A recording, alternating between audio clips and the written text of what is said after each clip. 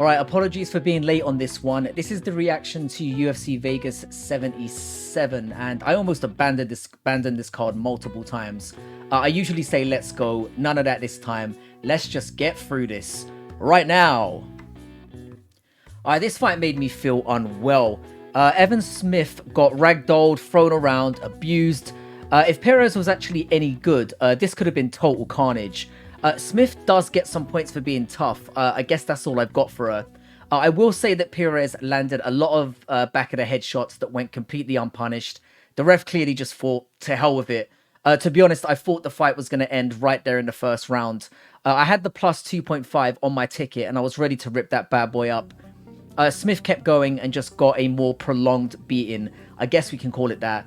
This was ugly but not brutal, but somehow got called with two 30-25s and one 30-26. Perez even twerked at the end, and this still managed to totally suck. Horrific bunda. I don't even want to talk about this anymore. Alright, I genuinely don't know what Munoz was doing in the first two rounds. He did hurt Deaton a few times and dropped him in both opening rounds, but they were hard to watch and score. Munoz had the better moments, but Deaton was arguably a lot more active. I was ready to belt on his whole card at this point. Deaton, despite getting flash dropped in both rounds, he could have won both of them. Damn, like, I just don't know. Munoz, to his credit, came to life in the third, dropping Deaton in the first few seconds and then swarmed his ass, landing shots on top and pretty much dominating the round. I probably did edge Munoz slightly overall, but one judge called it 30-26 and 30-27. That confused me quite a bit. I don't know how you give Munoz the second. Let's just move on though. I got the win, whatever. Forgive my lack of enthusiasm, or don't. I don't really know what to say about this one. Was it better than the first two fights on the card? Yes, it was. Was it good? No.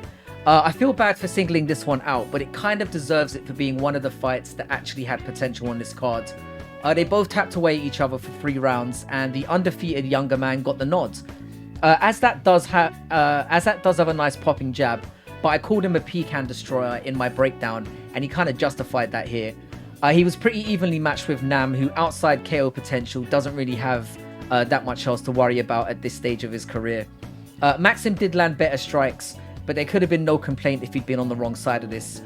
This card sucks on paper and has genuinely somehow started even lower than we expected. Somehow. Maksum isn't going to worry anyone on this performance. Split win, another W for me, and I feel nothing. Nothing. Alright, this one was actually fun. Finally. Both these dudes got after it from the offset. Valdez demonstrated some pretty crisp boxing, but Elder had the clear power advantage and was doing such a good job of targeting different areas, mixing in more kicks than simply boxing like his opponent seemed intent to do. The rips to the body from Elder were particularly nice. Anyone who watches this channel knows how much I love body investment, and he did manage to flash drop Valdez in the first and second by finding some carefully laid out openings. Valdez did land a massive shot that almost got Elder out in the second, that for me was more significant in terms of damage, but Elder managed to recuperate.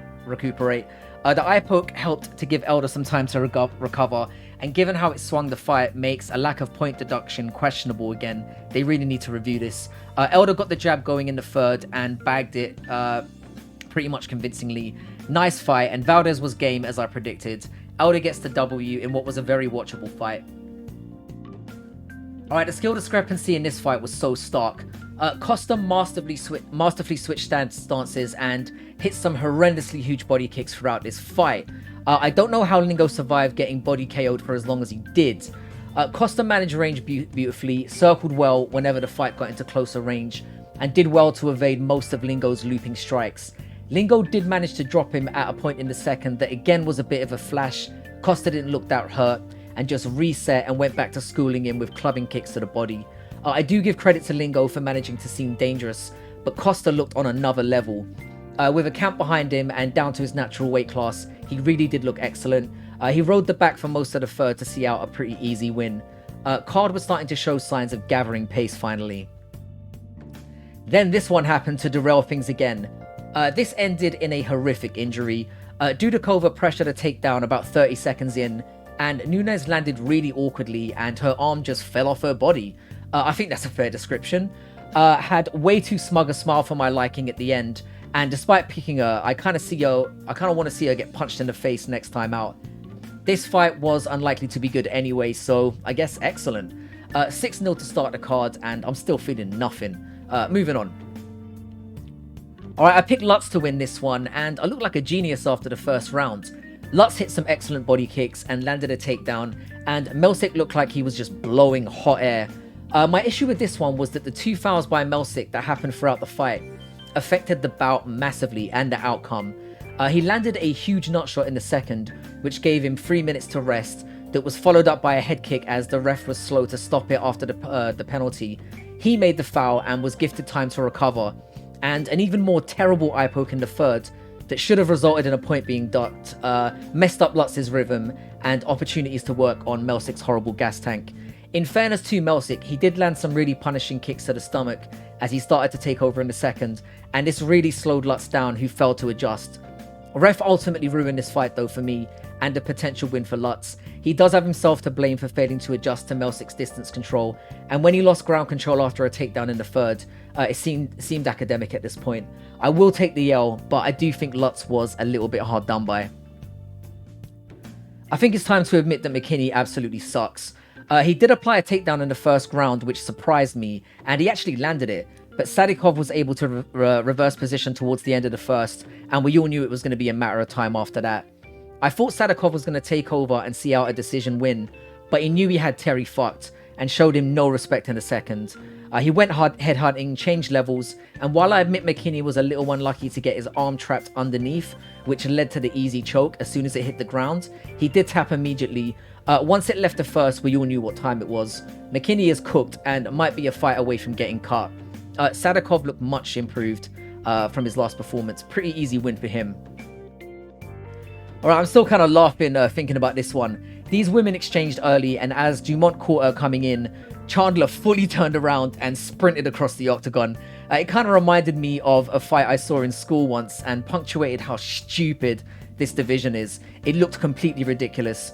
Fair play to Chandler though, despite being way less skilled, she did compose herself after this embarrassing display and managed to make it ugly for most of the fight thereafter.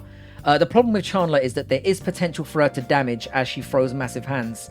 Outside of that, she has zero head movement and no kicking game, and against anyone that has more than one trick, she's going to get schooled. Horrendous takedown game too, the ease of which where she flopped to the ground is a genuine problem, and the route to victory was clear and easy. What the hell is this woman doing in the gym? The fight was decent enough, better than I expected, but it's ultimately pointless in a division that shouldn't even exist now. Alright, this was one of my favourite fights of the card. What a magnificent performance from the Iron Turtle. The pressure game this man puts on is just relentless. First round was pretty reasonably even though, as both men tried to find the range. Park was depending on popping the left-hand jab, while Duraev loaded up, and to the untrained eye, it probably looked like Duraev was landing the more damaging blows. He wasn't. Most of his strikes hit the guard, and Park was making him miss, or he was hitting arms as Park plodded forward. Got control at the end of the round. Second round, Park just would not stop. Smartly started adding a right-hand shot, and Duraev just looked baffled, like he didn't know what was going on. He started to fade as the pressure intensified, and some well-placed body shots made Duraev crumble. Rest of the round was punctuated by Park looking for a rear naked choke, which he eventually managed to lock in with 20 seconds of the round to go. I love this fighter, and for me this was an easy one. Duraev doesn't love pressure, and it told. The funny dad dance at the end from Park was endearing as well, made me crack a smile in a card that had little to celebrate so far. Alright, this was one of the more fun fights on the card and lived up to the billing. I took a punt on Prado, which was pretty risky considering his last performance against Malarkey, who pretty much worked him. Azaitar, let's be real, is up to some shady shit, and I mostly wanted to see him get bonged for that reason. I said he would be gun shy, and he looked that way in there. Both men respected one another on the feet, but the younger and more fearless fighter was willing to take risks and go for more, and that's what ultimately got this one done. When he checked that leg kick that busted Ottman's leg, I kind of felt that this was the beginning of the end. Some will say this was an early stoppage, but Azaitar was getting battered on the ground and he kind of stopped defending. This was a fair stoppage for me. Really nice kid for a win for a kid who's only 21. He does have a lot of holes, but if he's matched up well, he should be okay while he works on some of his issues. He did troll a retirement at lightweight, which I thought was kind of funny. I don't really love his chances at welterweight, but nice win for him. This was a surprise, and dare I say it, for some people, a fraud check. I'm not willing to go that far, but I don't think many of us expected this one to go the distance. In the first round, both men traded on the feet, and Hafez actually looked very competent there. What surprised me was how stupid Maddalana was in pulling guillotines, but it spoke to how strong Hafez was in landing double legs and forcing things to the mat. For me, Maddalana lost the first, as on the feet they were pretty even, and Hafez did have some good control time. Then Maddalana won the second and third round, just purely on the brutal shots he landed throughout those rounds. He was working the body well, hitting nice strikes to the head, and Hafez showed he has a chin on him. It is a damage-based sport, and it made it quite a clear win for me. Not that I didn't sweat through this, it was robberyable. Maximum credit to Basil for making this such an entertaining fight, and I think he's going to be a problem when he has a full camp. He's a decent striker, he has a very strong takedown game. I think this one is going to age really well when Basil starts racking up wins and Jack plods on. The takedown game will need to improve for Jack, but he passed a stern test here on short notice, and I'm still very high on him. Alright, on to the alleged main event. First round was pretty close as both women worked the range. Silva seemed to be content loading up, while Holly appeared to be relying on activity and pushing Silva up to the fence when things got a little heavy. I had Holly edging the first round, but it's hard to argue against Silva hitting the more impactful strikes.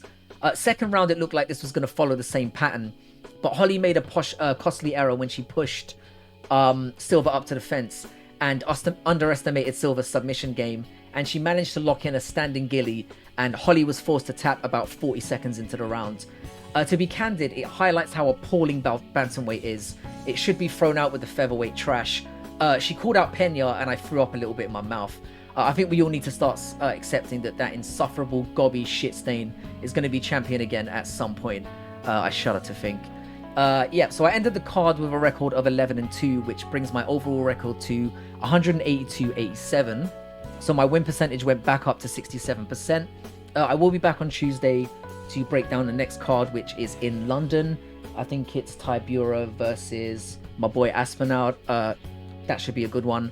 So yeah, hope you enjoyed the card. I certainly didn't. And yeah, I look forward to breaking down the next one and forgetting this trash forever.